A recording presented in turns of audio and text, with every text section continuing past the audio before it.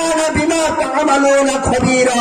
ওই সুপ্রিম কোর্টে যারা জাতিকে লুটে পুটে খাচ্ছে, যারা জাতির উপর অবিচার করছে, যারা আল্লাহর বিরুদ্ধে আইন তৈরি করছে, যারা শিক্ষানীতির বিরুদ্ধে নাস্তিক্যবাদী শিক্ষানীতি চালু করছে, যারা জনগণের গান জ্বালানোর টাকা নিয়ে লন্ডনে বাড়ি বানাচ্ছে, যারা রাজপথে মানুষকে গুলি করে মেরেছে, যারা মানুষকে আইনে করে ভর্তি করেছে, যারা মানুষকে হাওয়া ভবনে নিয়েছে, যারা মানুষের উপর দিনের পর দিন অত্যাচার চালিয়েছে, ওই সমস্ত রামসাগরদের, ওই সমস্ত রামবামদের পল্টন ময়দানে, প্যারেড ময়দানে, সুলাকিয়া ময়দানে বিচার করলে দরাবন্দা বলেন, দিঘির পর বলেন, লেবুতলা বলেন, পাতি নেতারা এমনি ঠিক হয়ে যাবে, এমনি ঠিক হয়ে যাবে।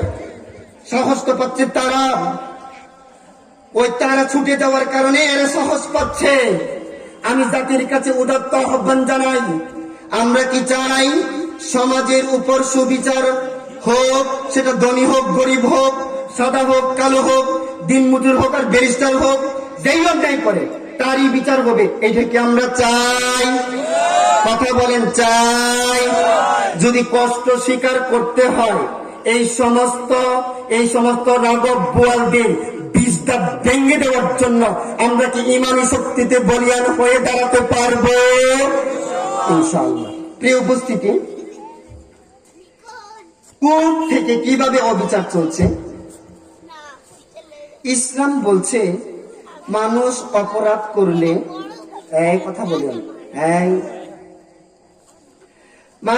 ইসলাম বলছে মানুষ যদি অপরাধ করে তাহলে তার বিচারটা তড়িৎ করে দাও। তদন্ত অথবা প্রমাণের জন্য 1 সপ্তাহ 15 দিন সর্বোচ্চ 1 মাস লাগাতে পারো।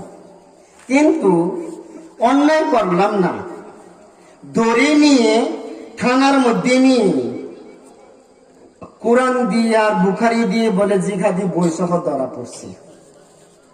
কোরআনকে যদি জিহাদি বই বলা মানে অপরাধী বই, এই বইটা থাকার কারণে যদি অপরাধী হয় তাহলে কি প্রধানমন্ত্রীর বাসায় এই বই নাই? প্রধানমন্ত্রী তো প্রতিদিন তাহাজ্জুদ পড়া, সাবেক প্রধানমন্ত্রী অর্থাৎ খুনি হাসিনা ডাইনি, তা তাহাজ্জুদ পড়া এরপরে কোরআন তেলাওয়াত কইরা পরে মন্ত্রণালয়ে বা গণভবনে আসে, তাইলে তো এই জিহাদি বইটা উনি পইরাই ওইখানে গেছে। তাইলে আমার মতো সলিমুদ্দিনদের ধরা রাখে জিহাদি বই গড়ে রাখার কারণে হাসিনা কি আগে ধরার কথা ছিল? কথা কয় না? এই বইটা যদি খালেদা জিয়ার বাসায় থাকে, এই বইটা পড়লে যদি অন্যায় হয় তাহলে খালেদা জিয়া অপরাধী, গোটা বিএনপির বাড়িতে যাদের বাড়িতে কুরআনুল কারীম আছে সবাই অপরাধী, আওয়ামী লীগের বাড়িতে যারা কুরআন আছে সবাই অপরাধী। কারণ এই কোরআনে খন্দকের কথা বলেছে, এই কোরআনে আহজাবের কথা বলেছেন, এই কোরআনে উহুদের কথা বলেছে, এই কোরআনে তাবুকের কথা বলেছে, এই কোরআনে হুনাইনের কথা বলেছে, এই কোরআনে বদরের কথা বলেছে, এই কোরআনে রাজনীতির কথা বলেছেন, এই কোরআনে অর্থনীতির কথা বলেছেন, এই কোরআনে সুসংবিহীন পৃথিবী গড়ার কথা বলেছে, এই কোরআনে বিশ্ব মানবতার কথা বলেছে।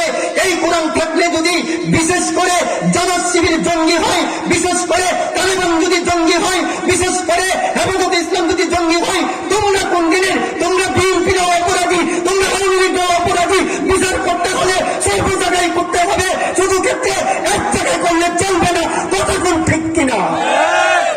অপরাধী বলে আমাদেরকে কোন ঠাসা করতে চাও, আর রাষ্ট্রটাকে লুটে পুটে খেয়ে জাতির উপর জাতির সর্বনাশ করতে চাও। জাতির চোখ খুলে দিতে হবে। কি দিতে হবে? সবাই বলেন, জাতির কি খুলে দিতে হবে? কোরআন পড়া অপরাধ মনে করেছ? আশ্চর্য। বুখারি পড়া অপরাধ মনে করেছ? কার্টুন নিচে কাপড় পরা অপরাধ মনে করেছ?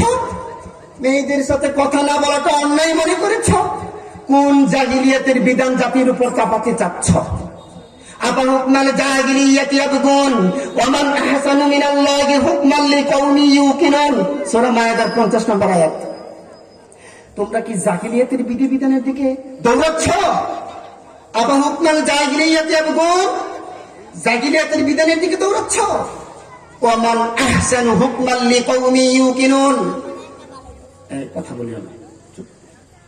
অথচ যারা দৃঢ় ঈমানদার তাদের জন্য আল্লাহর বিধানের চেয়ে শ্রেষ্ঠ বিধান আর একটাও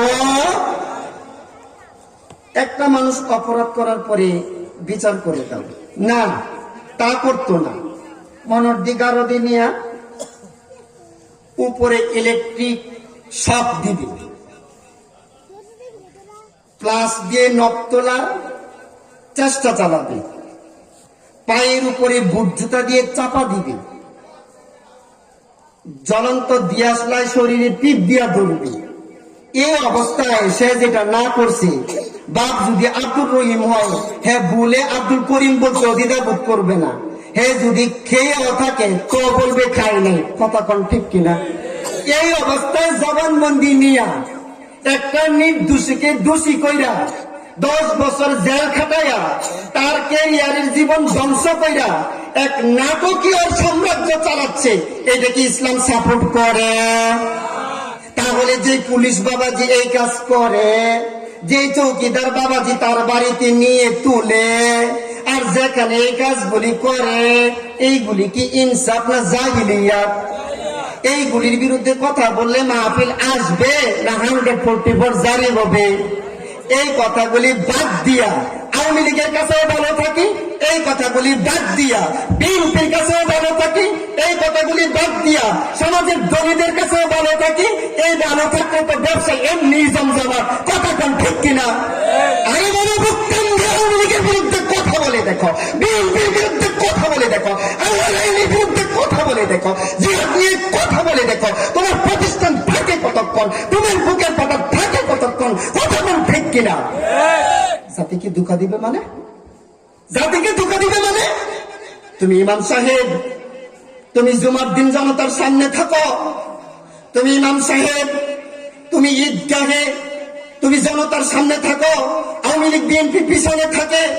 তুমি ইমাম সাহেব, তুমি জানাজার সামনে থাকো, আওয়ামী লীগ বিএনপি পিছনে থাকে।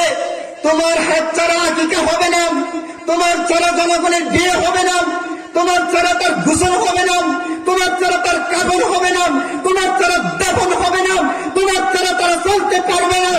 আলমগাই মূলমন্ত্রী ছিল, আলমগার দায়িত্ব ছাড়ার কারণে তাদের পিছনটি করে সমাজে থাকতে হয়। আমরা সামনে বেটা, আমরা তুরি দিলে তোরা শেষ, তোদের লাশ করে খাবে। বেটা তুরি দিলে তুই বউ নিয়ে মজা করতে পারবে না, অর্থাৎ বিয়ে হবে না। আর আমাদেরকে কাঠ খুললো বলিস, আমাদেরকে মেম্বারে দাঁড়িয়ে কথা বলতে দিচ্ছিস না। এই সুযোগের বাংলার তাওহীদি জনতা তোমাদেরকে দিবে না। কথা কোন ঠিক কিনা? এটা আওয়ামী লীগ হোক আর বিএনপি হোক, এই সুযোগের জাতিকে তাদেরকে দেওয়া হবে না। প্রিয় উপস্থিতি, তাহলে বিচার হবে তদন্ত সাপেক্ষে।